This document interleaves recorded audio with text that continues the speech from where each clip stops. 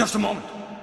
From the developer that would go on to co-develop Splatoon, Tosa Software released Bazooka Blitzkrieg for the Super Nintendo in 1992, whose gameplay can be summed up as...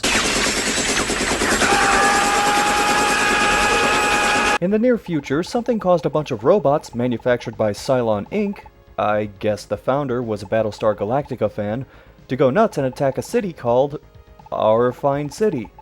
As Sergeant No Name of the ambiguous police department's elite Deus Ex Machina team, you go out to try and fend off the rampaging robots and find out why they're attacking Our Fine City.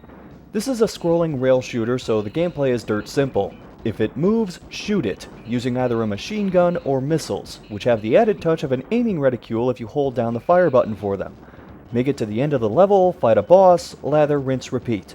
Aside from shooting enemies, there are also destructible environments, with things like windows, bottles, signs, and doors and light posts able to be shot up for extra points, though as the game goes on there are far less background bits to destroy. Unfortunately, they can also mess with the hitboxes in this game. I had times where a robot would be standing in front of a destructible object, I would shoot the robot, and my shot would go through the robot to the destructible object in the background. That and shooting the windows has a chance of revealing another robot which will try and shoot you, so after a while I just avoided breaking windows entirely. The robots can drain your health quickly enough on their own, much less if there are 2 or 3 or 4 of them on screen at once. Still, it's simple enough to get through the 3 stages on Novice difficulty to not get the real ending. There's an attempt to mix things up by having attack helicopters, which I guess are piloted by robots, firing machine guns and missiles in addition to the yellow, green, blue, and red robots riding hover bikes, which can apparently hover several hundred feet in the air. Man, traffic must be a nightmare in the future. Make it to the front, we'll be alright!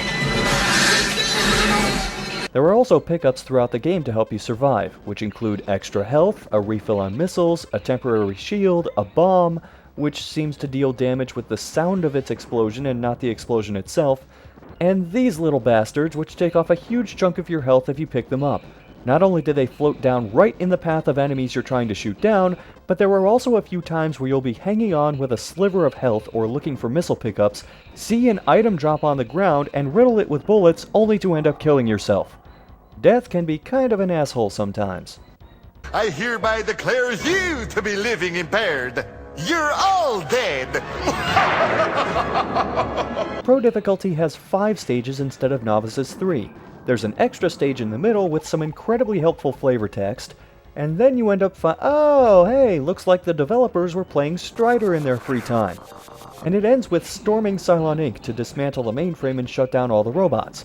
Of course, by dismantle, this game means shoot until it explodes. And by mainframe, they mean...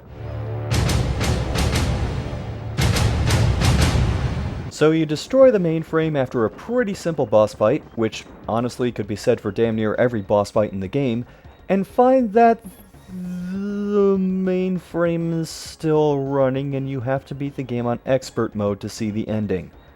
If there's one thing I don't miss about older games, it's this.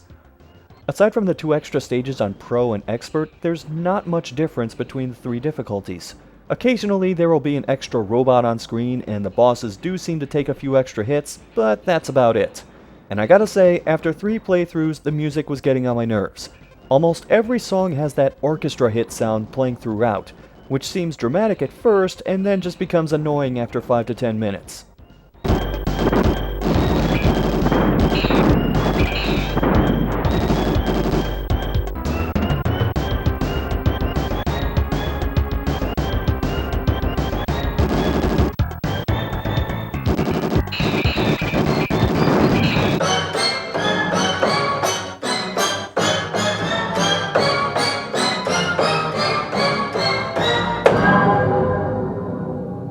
Expert difficulty plays out just like Pro difficulty, except for the final boss, because when the floating robot head explodes, it comes back as a slightly different floating robot head with a slightly different attack pattern.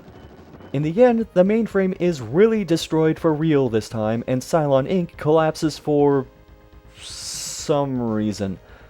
Overall, there isn't really much to Bazooka Blitzkrieg, and its replay value is pretty low. I'd only go after it if you can find it for cheap and happen to own a Super Scope, because without it, you can't play the game at all. On the plus side, you get one hell of a plot twist at the end. It turns out that the guy you're playing as is Ryu Hayabusa carrying a futuristic super scope.